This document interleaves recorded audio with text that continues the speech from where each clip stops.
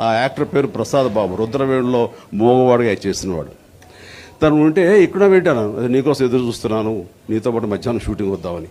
అది తెరాయిలు కలిసి భోజనం చేద్దామని డైనింగ్ టేబుల్ మీద కూర్చున్నాను. కూర్చున్న తర్వాత తిను అంటే లేదు అదే ఫినిష్ అయిపోయింది, నువ్వు కానీ అన్నాడు. సరే అని చెప్పేసి ఉన్నాడు. అక్కడ అన్ని రకాల పదార్థాలు ఉన్నాయి. ఏవో ఒక సాంబార్ వేసుకున్నాను, వడియాలు తిన్నాను, ఒక ఆమ్లెట్ ఉంటుంది తిన్నాను. బయలుదేరిపోదాం రా అన్నాను. రానన్నాడు. అన్నాను, దాని ఇంటికి వెళ్తాను.